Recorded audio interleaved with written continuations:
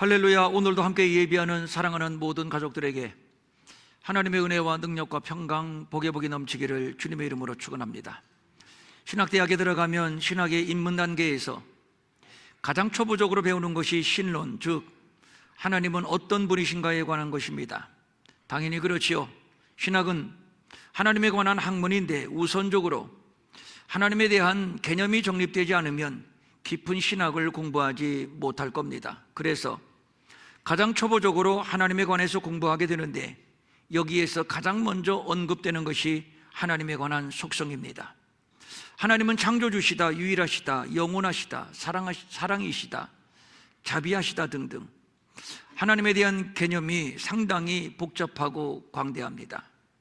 이렇게 복잡하고 광대하신 하나님을 우리의 짧은 지식, 짧은 언어, 짧은 경험, 제한된 사고 구조를 가지고 설명한다는 것이 참으로 어렵습니다. 아니, 불가능하다는 것이 더 맞을 겁니다. 모든 게 다 추상적이지 경험적으로 이해한다는 것은 불가능한 일입니다. 과학적으로 접근하기가 어렵다는 것이 바로 이 점입니다. 그래서 하나님은 어떤 분이신가 라는 명제를 던지면 모른다가 정답입니다. 아이들에게 부모의 사랑을 100번, 1000번 말한다고 아이들이 이해할 수 있겠습니까?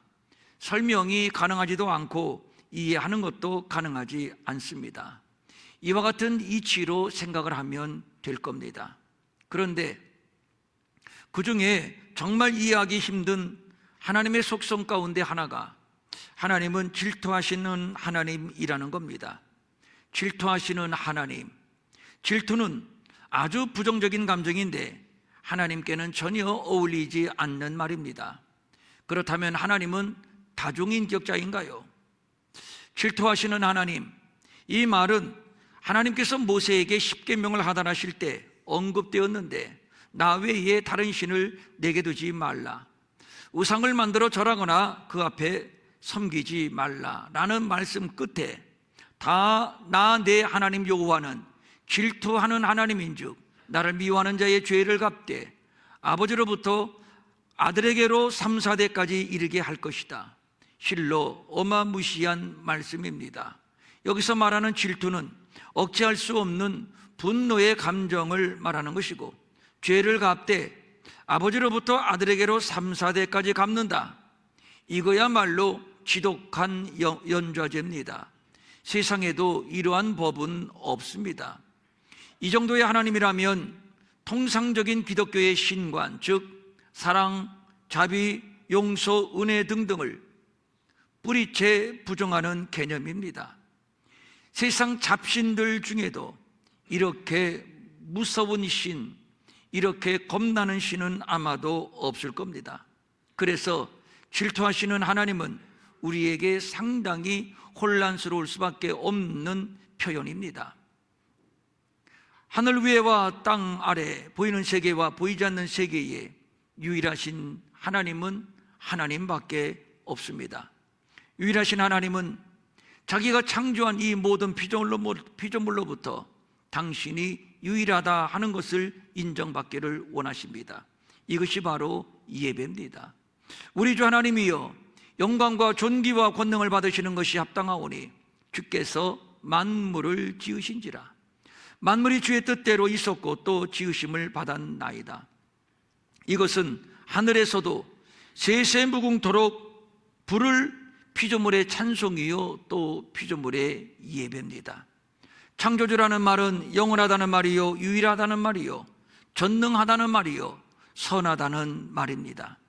그래서 하나님은 나 외에 다른 신들을 두지 말 것이며 또 우상을 만들어 절하거나 섬기지 말라고 그렇게 강조하여 말씀하셨던 겁니다. 하나님과 견줄 수 있는 신은 없습니다. 독보적으로 유일하고 독보적으로 선하시고 그래서 독보적으로 예배를 받으시기에 합당한 분이십니다. 그런데 만약 피조물이 이를 부정하고 다른 신을 섬길 때 이것은 하나님의 하나님 되심, 그리고 내가 하나님의 피조물됨을 부정하는 일이고, 이 지점에서 하나님은 질투를 느끼게 됩니다. 이를 절대적으로 금하는 차원에서 자손 3, 4대까지 죄를 갚으신다고 말씀하신 겁니다. 이것은 한편 너희는 나만 섬기어 내가 주는 복을 받으라는 하나님의 사랑의 또 다른 표현이 되는 겁니다. 하나님은 살아계셔서 당신이 유일한 참 신이심을 말씀하고 계십니다. 그래서 하나님은 지금도 일하시면서 당신이 참 하나님 되심을 무지한 인생들에게 계속 깨우치고 계십니다. 하늘이 하나님의 영광을 선포하고 궁창이 그의 손으로 하신 일을 나타내는도다. 날은 날에게 말하고 밤은 밤에게 지식을 전하니 언어도 없고 말씀도 없으며 들리는 소리도 없으나 그의 소리가 온 땅에 통하고 그의 말씀이 세상 끝까지 이르도다. 하나님은 지금도 온 땅에 충만한 당신의 소리로 당신이 친히 살아계신 하나님이요 유일하신 참 신이심을 증거하고 계십니다. 하늘이 하나님의 영광을 선포합니다. 궁창이 하나님의 하신 일을 드러내고 있습니다. 날은 날에게 말하고 밤은 밤에게 말하며 하나님의 위대하심을 전파하고 또 노래하고 또 찬양하고 있습니다. 그래서 또 말합니다. 언어도 없고 말씀도 없으며 들리는 소리도 없으나 그 소리가 온 땅에 통하고 그의 말씀이 세상 끝까지 이르도다. 무슨 말씀인가요? 안 보인다고 하나님이 안 계신 것이 아니고 안 들린다고 하나님이 침묵하시는 것이 아닙니다. 지금도 여전히 하나님은 말씀하십니다. 나는 창조주라고 말입니다. 나는 영원하고 유일한 하나님이라고 말입니다. 지금도 그의 소리, 그의 말씀은 온 땅에 통하고 세상 끝까지 이루고 있습니다. 여기에서 세상 끝까지 이른다, 이 말은 경계선 없이 뻗어나간다는 뜻, 무한히 계속된다는 뜻입니다. 굉장히 중요하기도 하고 또 굉장히 심오한 얘기이기도 합니다. 온 우주 만물 가운데 하나님의 영광이 충만합니다. 그러므로 어디서든지 살아계신 하나님의 소리를 들을 수 있고 또 살아계신 하나님을 만날 수 있습니다. 그런데 하나님이 안 계시다고요? 이런 자들에 대한 성경의 입장은 아주 단호합니다. 어리석은 자는 그의 마음에 이르기를 하나님이 없다 하는도다. 그들은 부패하고 그 행실이 가증하니 선을 행하는 자가 없도다. 오늘 본문의 내용은 안 믿는 사람들에게까지도 잘 알려진 내용이지요. 당신은 북이스라엘의 아합 왕 시대를 배경으로 하고 있습니다. 아합 왕은 북이스라엘의 대표적으로 악한 왕인데 그가 이렇게 악하도록 가장 큰 영향을 미친 자는 그의 아내 이세벨입니다. 그는 이방 시돈 왕의 딸로서 이스라엘에 공식적으로 바알 숭배를 도입한 여인입니다. 때문에 그녀의 이름은 성경에서 우상 숭배의 대명사로 불리기도 합니다.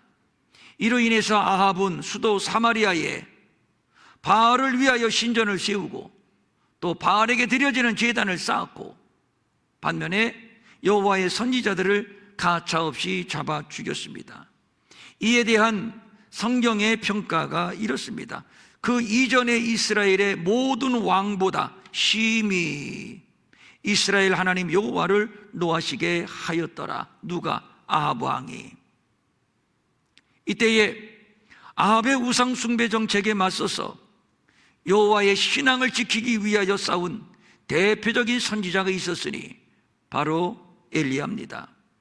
그가 아주 과감하고 담대하게 아합 왕 앞에 나갑니다. 왕이시여, 이후로 내 말이 없으면 수년 동안 비도 이슬도 있지 아니할 것이오이다. 비도 내리지 아니하고 이슬도 내리지 않는다는 말입니다. 이로부터 3년 반 동안 실제로 이스라엘에 우로가 없었고 이로 인해 사마리아에 기근이 심했습니다. 성경은 특별히 사마리아라고 하는 지명을 콕 집어 말씀하고 있습니다. 말씀드린 것처럼 사마리아는 북이스라엘의 수도요, 바알의 신전이 있는 바알 숭배의 심장부입니다. 사마리아에 기근이 있다고 하는 말은 바알 신의 허구성을 폭로하고 바알에 대한 하나님의 심판을 강조하는 표현입니다. 바알은 하늘에서 비를 내리는 신도 아니고 풍요를 가져다주는 신도 아닙니다. 바알은 거짓입니다. 없는 신입니다. 지금 이스라엘 백성들이 무지하게 바알에게 속고 있는 겁니다. 이 와중에 백성들은 아직도 진위를 파악하지 못하고 하나님과 바알 사이에서 머뭇거리고 있었습니다. 머뭇거리다, 이 말은 위태롭게 절룩거린다, 이런 뜻을 가진 문학적인 기교입니다. 저들은 갈팡질팡하며 두 마음을 품고 있었습니다. 대세에 따라서 바알에게도 가고 대세에 따라서 여호와에게로도 가고 이리 갈까 저리 갈까 기회만 엿보는 이스라엘입니다. 이제 바알과 아세라 선지자 850명과 하나님의 선지자 엘리야 한 사람이 갈멜산에 모였습니다. 그리고 불을 내리는 신이 참신임을 입증하는 싸움을 벌이게 됩니다. 물론 칼과 창을 들고 싸우는 싸움이 아니라 영적 싸움입니다. 만약에 이 싸움에서 진다면 그 신, 그 종교의 허구성이 폭로되고 한마디로 말해서 망하게 된다는 것이죠. 바알이 패배하면 바알이 망하고 여호와의 이름이 패배하면 여호와가 망하고, 그러니까 절체절명의 싸움이라고 할 수 있습니다. 불을 내려야 살아있는 참신인 것이 입증이 됩니다. 먼저 바알과 아세라 선지자 850명이 자기들의 신 바알에게 기도를 합니다. 바알이여 바알이여 응답하옵소서, 응답하옵소서. 아무 소리가 없습니다. 응답의 기미가 보이지 않는다는 얘기입니다. 저들은 점점 조급해집니다. 목소리가 커집니다. 자기들이 쌓아올린 제단 주위를 뛰놀며 부르짖습니다. 그러나 소용이 없습니다. 하늘은 조용하기만 합니다. 급기야는 칼과 창으로 자기들의 몸을 자해하면서 큰 소리로 외쳐 부릅니다. 바알이여 응답하옵소서. 여전히 하늘은 조용하기만 합니다. 성경은 당시 상황을 이렇게 증언해주고 있습니다. 아무 소리도 없고, 바알이 어떻게 하겠다는 아무런 소리도 없고, 응답하는 자도 없고, 저들을 돌아보는 자도 아무도 없었다. 당연하지요. 죽은 신인데, 당연하지요. 없는 신인데. 소리는 산 자에게서 나오는 것이지 죽은 자는 절대로 소리를 낼 수가 없습니다. 죽은 신은 자신이 살아있다고 하는 것을 입증할 어떠한 방법도 없습니다. 죽은 신이 응답할 리 없고, 심지어 그들의 소리에 귀를 기울이는 자는 아무도 없었습니다. 당연합니다. 소리가 들리지 않기 때문이요. 당연하지요. 바알은 죽은 신, 없는 신이기 때문입니다. 그러니까 자신들의 몸을 자해하기까지 한 몸부림은 결국 헛수고였고, 오히려 바알은 없는 신, 죽은 신임이 입증되었고 바알 종교의 허구성만 폭로되었을 뿐입니다. 죽은 신은 응답은커녕 세미한 아주 미세한 소리조차 낼 수가 없습니다. 당시 바알이 그랬습니다. 그래서 엘리야가 집어치워라, 너희들의 신 바알은 죽었나 보다, 묵상하나 보다, 외출했나 보다, 야야 콜콜 잠자는가 보다, 이렇게 엘리야가 비웃고 조롱을 했습니다. 이제 엘리야가 등장을 합니다. 그는 무너진 제단을 수축을 합니다. 그리고 제물을 올리고 하나님께 기도를 합니다. 그 기도의 내용이 이것입니다. 아브라함과 이삭과 이스라엘의 하나님 여호와여, 주께서 이스라엘 중에서 하나님이신 것과 참 신이신 것과 내가 주의 종인 것과 내가 주의 말씀대로 이 모든 일을 행하는 것을 오늘 알게 하옵소서. 이 백성에게 주 여호와는 하나님이신 것과 살아계신 참된 여호와 하나님이신 것과 주는 그들의 마음을 되돌이키심을 알게 하옵소서. 성경은 엘리야가 바알의 선지자들처럼 춤을 추며 자기들의 몸을 자해했다는 말이 없습니다. 얼마나 장시간 기도를 했다는 말도 없습니다. 단지 제단을 쌓고 기도를 했더니 응답되었다라는 기록밖에는 없습니다. 다시 말씀드립니다. 죽은 자는 자신이 살아있음을 입증할 어떠한 방법도 없습니다. 입증하지 못하는 것 자체가 죽었음을 입증하는 것이지요. 그러나 산 자는 충분히 자신이 살았음을 입증할 수 있습니다. 말로써 입증하고 뿐만 아니라 행동으로 입증합니다. 지금 엘리야는 주의 말씀대로 이 모든 일을 행하는 것을 오늘 알게 하옵소서. 알게 하옵소서. 하나님이 불을 내리면 소리도 없고 행동도 없는 바알은 죽은 신임이 입증이 되고 폭로가 되고, 반면 하나님은 살아계신 참 신이심이 입증이 되는 겁니다. 그리고 또 하나 중요한 것이 있습니다. 엘리야가 이러한 기도를 드린다는 것은 엘리야 역시 살아있는 선지자라고 하는 사실입니다.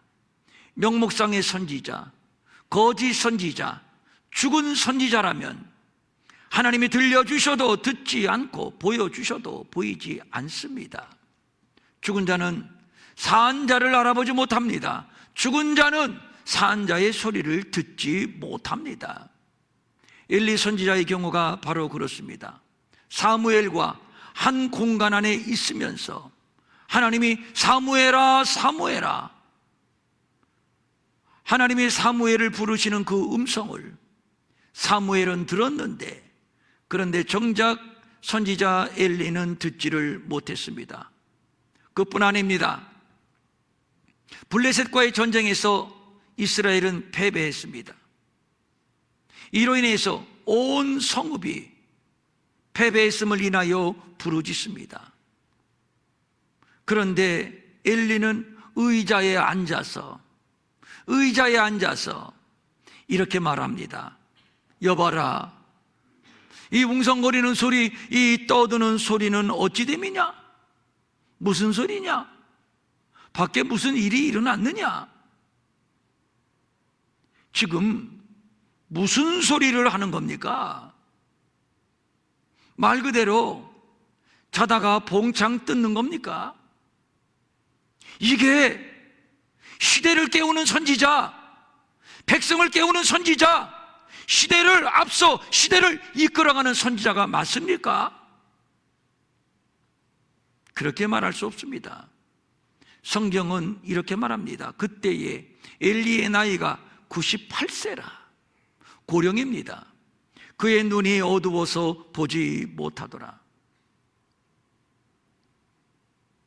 98세라. 단지 고령이기 때문에 사리분별을 못하고, 단지 고령이기 때문에 보지 못하고, 단지 고령이기 때문에 하나님의 음성이 듣지 못하는 것을 말하는 것이겠습니까?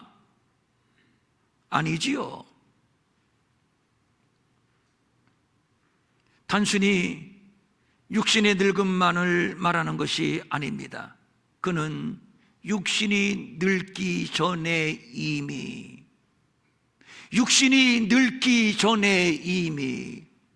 영적으로 늙었습니다. 영감이 다쳤고 영안도 다쳤습니다. 그래서 못 듣는 것이고 또 그래서 못 보는 것입니다. 들려줘도 못 들으면 늙은 겁니다. 무능한 겁니다. 죽은 겁니다. 다시 엘리야를 주목합니다. 그는 주의 말씀대로 이 모든 일을 행하는 것을 오늘 알게 해달라고 그렇게 하나님께 기도를 합니다. 이것은 엘리야가 살아있는 하나님의 종임을 선포하는 것이며, 이것으로 사실 바알과의 싸움은 이미 끝이 난 겁니다. 기손 시내에서 바알의 선지자들을 몽땅 죽여버리고 그리고 아합에게로 갑니다. 왕이시여, 이제 게임은 끝났소이다. 참신과 거짓신은 이미 판명이 났고 이제 3년 반의 지리한 가뭄은 끝이 날 것이니 왕이여, 이제 심려를 내려놓으시고 왕궁으로 올라가셔서 편안하게 먹고 마시소서. 그리고 하는 말, 큰 비의 소리가 있나이다. 큰 비 소리가 있나이다. 이 말은 비에 소동하는 소리입니다. 그 비로 소동한, 비가 내리는 그 소리가 굉장히 소동하는 것과 같다, 그런 뜻입니다. 굉장히 많은 양의 비가 온다는 얘기입니다. 그런데 이상합니다. 현실은 전혀 비가 올 기미가 보이지 않습니다. 아직 구름 한 점 없는 맑은 하늘입니다. 엘리야의 귀에는 분명 큰 비의 소리가 들리는데, 그런데 하늘은 아직 구름 한 점 보이지 않습니다.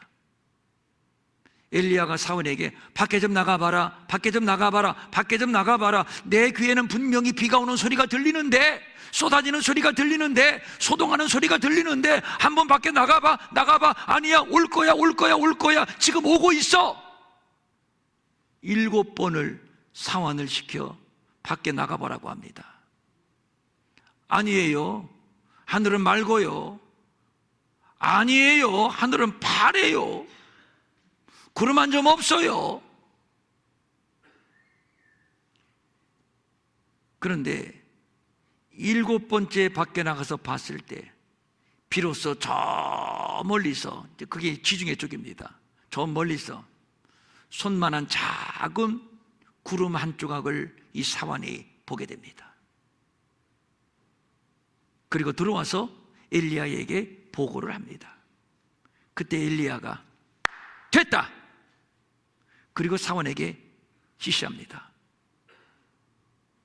너는 빨리 아합 왕에게 가서 이렇게 말해라. 이제 비가 억수같이 쏟아질 것이다.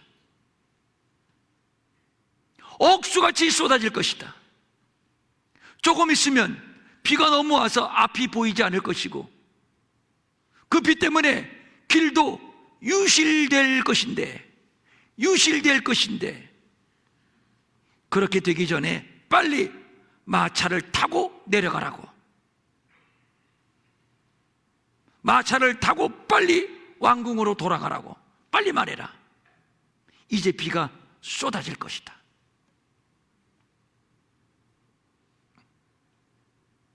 아직 비가 안 옵니다. 아직 하늘은 맑습니다.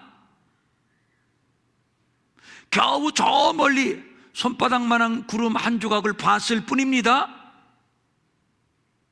그런데 엘리야는 이미 비가 쏟아지고 있음을 봤던 것이고,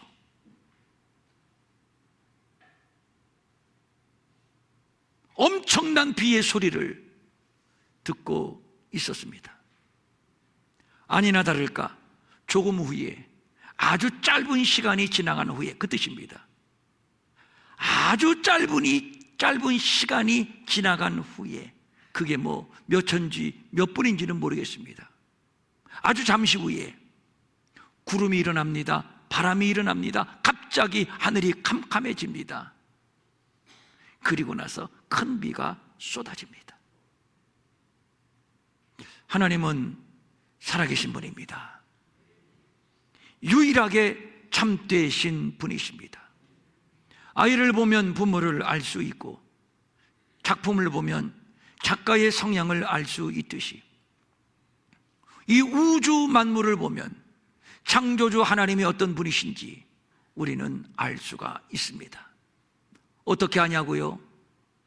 어떻게 하냐고요? 우주 만물 어디서든지 하나님의 소리가 들리며, 우주 만물 어디서든지 하나님의 살아계심을 볼 수 있기 때문입니다. 여호와의 소리가 물 위에 있도다. 찰랑거리는 그 물을 통해서 하나님의 소리를 듣습니다. 파도를 통해서 하나님의 소리를 듣습니다. 영광의 하나님이 울의 소리를 내시니 여호와는 많은 물 위에 계시도다. 여호와의 소리가 힘이 있으며 여호와의 소리가 위엄차도다. 여기에서 말하는 여호와의 소리는 폭풍의 뇌성, 지진의 울림, 이런 의미를 가지고 있는 단어입니다. 하나님의 권능과 만물 가운데 깃든 여호와의 위대하심과 하나님의 임재의 현현을 나타내는 상징입니다. 살아계신 하나님은 지금도 소리내어 말씀하십니다. 내가 만물을 창조했다고 말입니다. 내가 잠깨며 나만이 유일한 하나님이라고 말입니다. 그의 소리는 힘이 있고 위엄찬 소리입니다. 권위와 능력의 소리입니다. 때로는 폭풍의 뇌성처럼, 또 때로는 지진의 울림처럼, 때로는 두려움의 소리, 또 때로는 영광의 포효처럼 그렇게 울려 퍼지고 있습니다. 그 소리가 오늘 우리에게 들리고 있습니다. 그뿐 아니죠. 여호와 앞에 크고 강한 바람이 산을 가르고 바위를 부수나, 그런데 그 바람 가운데 여호와는 계시지 않는다. 바람 후에 지축을 흔드는 지진이 있지만, 그러나 그 지진 가운데도 하나님이 계시지 않는다. 지진 후에 불이 있지만, 그런데 그 불 가운데도 하나님은 계시지 않는다. 불 후에 세미한 소리가 있는지라. 때로는 세미한 소리로 말씀하시고, 그 세미한 소리로 우리를 어루만지시고 우리를 위로하시고 우리를 일깨우시기도 합니다. 우주 만물 가운데는 온통 하나님의 소리로 충만합니다. 그리스도인은 어디서든지 이 소리를 듣는 자들이요, 어디서든지 하나님의 모습을 보는 자들입니다. 지금도 하늘이 하나님의 영광을 선포하고 있습니다. 궁창이 그의 하신 일을 나타내고 있습니다. 날은 날에게 말하고 밤은 밤에게 지식을 전하며 하나님의 전능하심을 노래하고 있습니다. 언어도 없고 말씀도 없고 들리는 소리도 없지만 온 세상 이 끝에서 저 끝까지 울려 퍼지는 소리는 하나님의 위대하심을 노래하고 하나님의 위대하심을 나타내는 소리들입니다. 엘리야는 큰 비의 소리를 들었습니다. 아주 또렷하게 들었습니다. 그 소리가 폭풍의 뇌성처럼 들렸습니다. 지진의 울림처럼 그렇게 들렸습니다.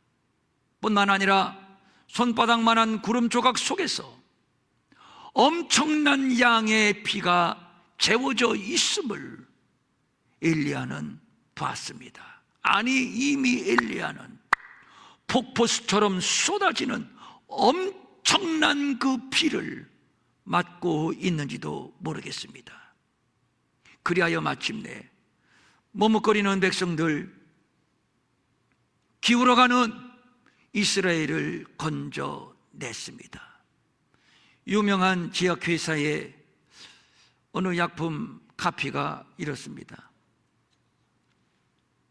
이 소리가 아닙니다. 또 이 소리도 아닙니다. 용땡땡은 소리가 나지 않습니다. 용땡땡. 일부 예배 시간에는 다 말했어요. 근데 이건 이제 인터넷으로 나갔거든요. 용땡땡은 소리가 나지 않습니다. 그러나 하나님은 정반대입니다. 하나님은 살아계십니다. 어디서든지 하나님의 소리는 들리며 어디서든지 하나님의 모습이 보입니다. 하나님은 시시하게 숨지 않습니다. 졸지도 않으시고 주무시지도 않으십니다. 하나님은 지금도 일하고 계십니다. 그리스도인은 하나님의 소리를 듣는 자입니다. 하나님의 소리가 들리는 자가 깨어있는 성도요, 살아있는 성도입니다. 그들이 결국 역사를 이끌고 역사를 견인하는 역사의 주역이 되는 겁니다. 외식하는 자여, 너희가 천지의 기상은 분간할 줄 알면서 어찌 이 시대는 분간하지 못하느냐? 때를 분간하라고 하나님은 계속적으로 때를 알리고 징조를 알리는 소리를 우리에게 들려주고 있습니다. 폭풍의 뇌성처럼 들려오고 있습니다. 지진의 울림처럼 들려오고 있습니다. 안 들리나요? 안 들리나요? 밖에서 웅성거리는 저 소리만 들리나요? 성경은 단호하게 말합니다. 외식하는 자여, 그는 주여 주여만 외치는 외식하는 자입니다. 즉 껍데기라는 얘기요, 산 것 같지만 실상은 죽은 생명 없는 그리스도인인 것을 고발하고 있습니다. 심히도 두려운 말씀입니다. 제자들이 배를 타고 건너편으로 가다가 갑자기 풍랑을 만났습니다. 풍랑과 사투를 벌이지만 역부족입니다. 그때 예수님이 저 반대편에서 걸어오고 계셨습니다. 그런데 이게 웬일입니까? 제자들은 예수님과 동거동락하는 자들입니다. 그런데 이게 웬일입니까? 예수님이 예수님으로 보이지 않고 무엇으로 보였다? 유령으로 보였다. 뭐 좋은 말로 유령같이로 이렇게 포장한 것 같은데 귀신으로 보였다, 이 얘기입니다. 예수님을 귀신으로 봤습니다. 무서워서 소리를 지릅니다. 귀신이다!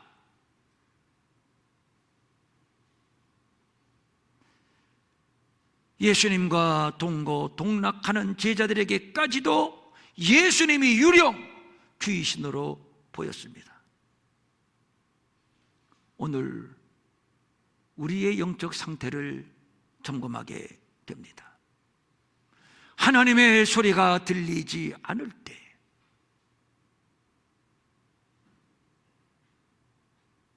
깜깜 하나님이 보이지 않을 때 두려움, 불안, 공포, 좌절, 그리고 우울이 밀려옵니다.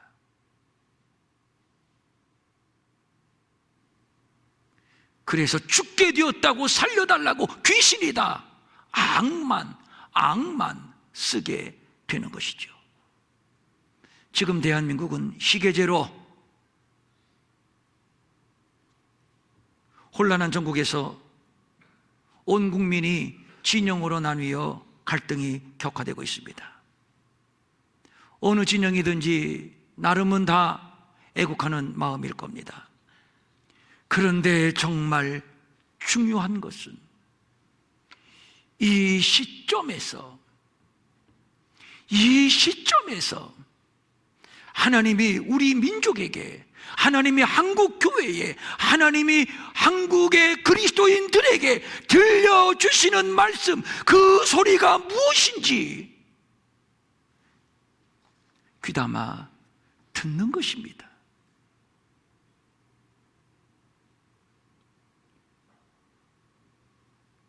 하나님의 소리를 듣지 못한 채 악만 쓰게 된다고, 그렇다고 나라가 세워지는 것이 결코 아닙니다.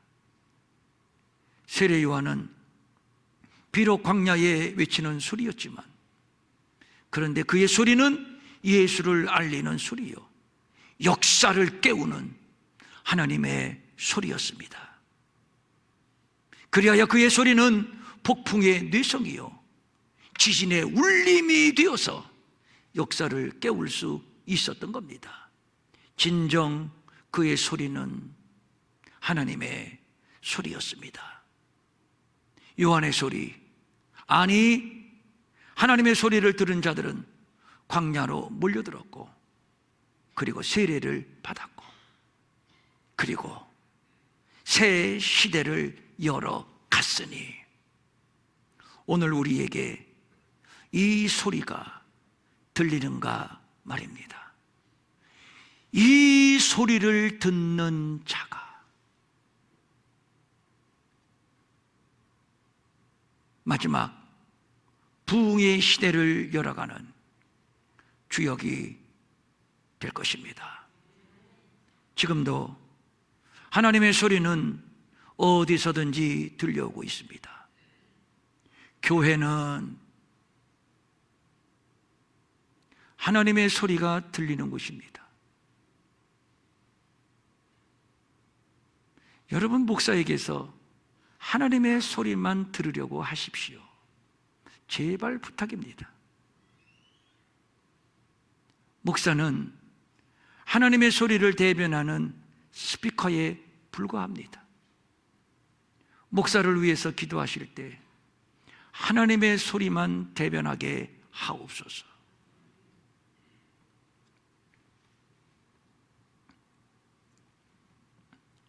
우리 일회교회가 하나님의 소리를 외치는, 시대를 깨우는 교회가 될 수 있기를 바랍니다. 신비주의자가 되라는 얘기가 아닙니다. 이때에 우리를 향한 하나님의 뜻이 무엇인가, 그 뜻을 섬세하게 분별하자는 얘기입니다. 엘리야는 갈멜산 꼭대기에 올라가 땅에 무릎을 꿇고 엎드려 얼굴을 무릎 사이에 넣고, 여러분 그 모습을 한번 상상해 보십시오. 얼굴을 무릎 사이에 넣고 그리고 기도를 했습니다. 하나님과 깊은, 하나님의 소리를 듣는 그 깊은 관계 속으로 들어갔다는 얘기입니다. 그 속으로 들어가면 하나님의 소리가 들립니다. 그 속으로 들어가면 비가 쏟아지고 있음을 보게 됩니다. 그 속으로 들어가면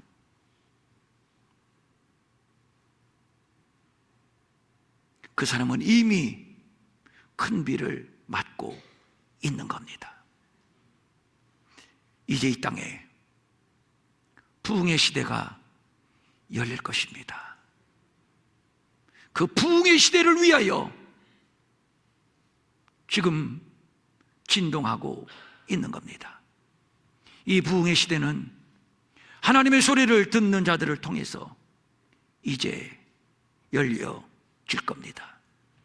우리 평천일회교회가 하나님의 소리에 민감하게 반응해서 부흥의 시대를 열어가는 주역이 될 수 있기를 주님의 이름으로 축원합니다. 축원합니다. 아멘. 일어나셔서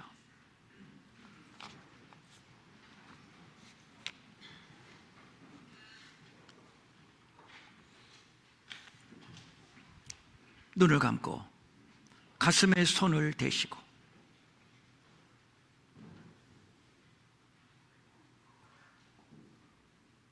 하나님이 안 보이면 세상이 보이고 하나님의 소리가 안 들리면 세상의 소리가 들릴 수밖에 없습니다.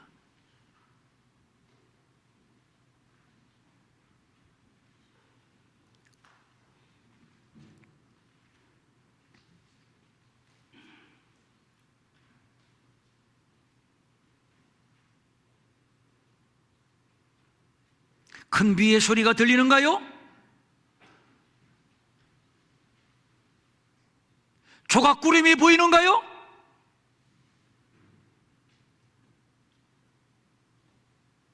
오늘 우리에게 평천일의 교회야, 내 사랑하는 백성들아,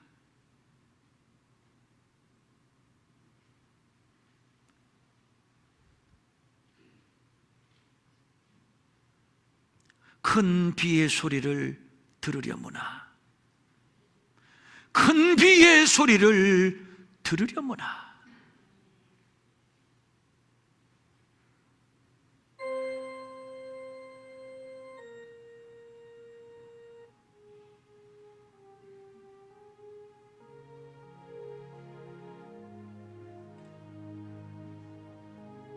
이제 우리 가운데 부흥의 새 시대가 열릴 것입니다. 두려워하지 마십시오.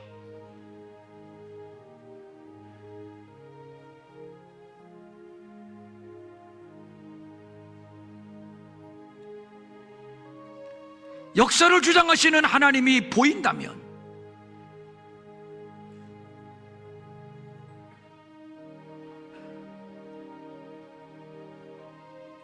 불안해할 필요도 없고 두려워할 필요도 없고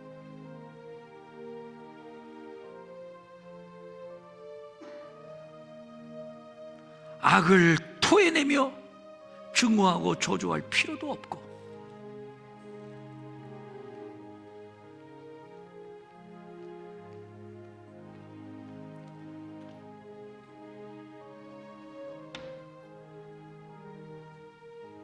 큰 비의 소리, 새 역사를 여는 하나님의 소리, 부흥의 소리가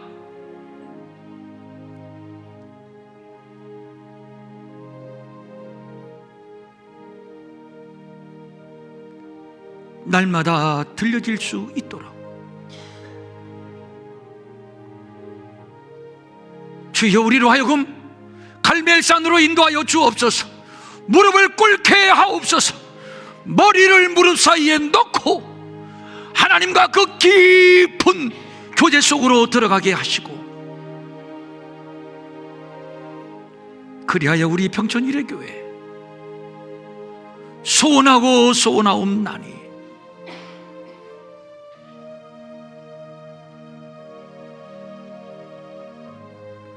조용한 것 같고 침묵하는 것 같지만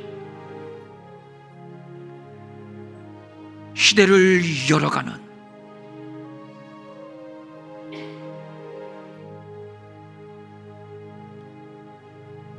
깨어있는 시대의 사명자들 다 되게 하옵소서. 평천일의 교회에 사랑하는 내 자녀들아, 큰 비의 소리가 들리느냐? 이제 큰 비가 쏟아질 것이니라. 작은 구름이 보이느냐?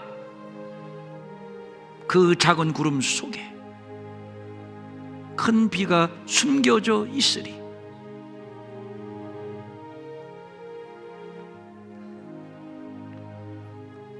평천일의 교회야, 큰 부흥을 준비하라. 큰 부흥을 준비하라.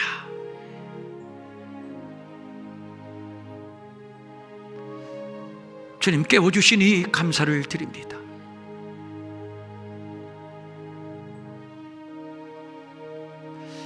또 내일부터 한 주간 유튜브를 통해서 큰 부흥을 준비하려고 합니다.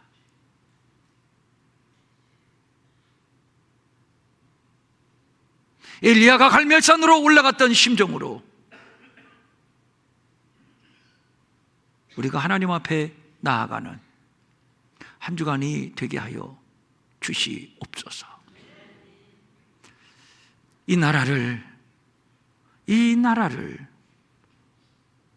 주님께 올립니다.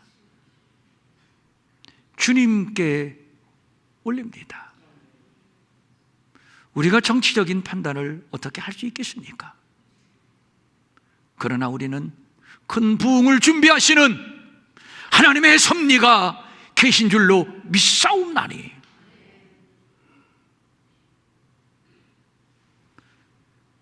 우리 한국교회가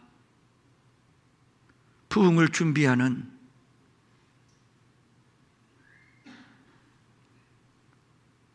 그 갈멜산의 자리로 올라가게 하여 주시옵소서. 오늘도 간절한 소망을 가지고 각종 예물 주님 앞에 올립니다.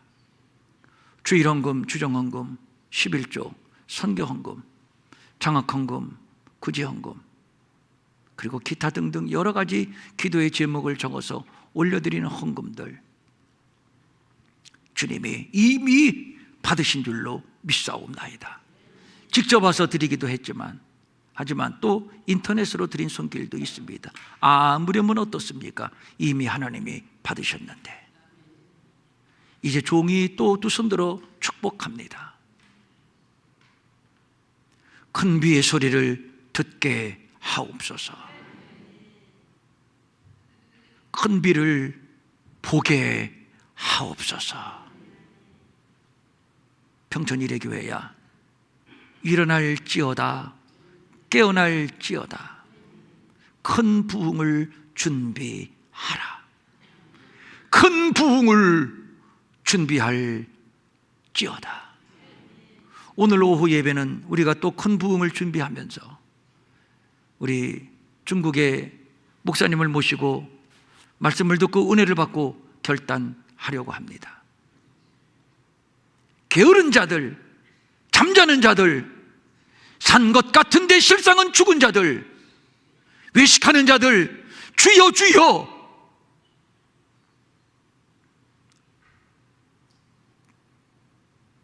목소리만 높이며 열매 없는 자들, 이번에 주여 다 깨워 주시옵소서. 열심으로 모여서 예배하고 은혜 받고 결단하는 복된 시간이 되게 하시고, 우리 가운데 병든 자 있습니까? 아픈데 손대십시오. 병든 자 있습니까? 우리 약한 부위에 손댔습니다. 이 자리에는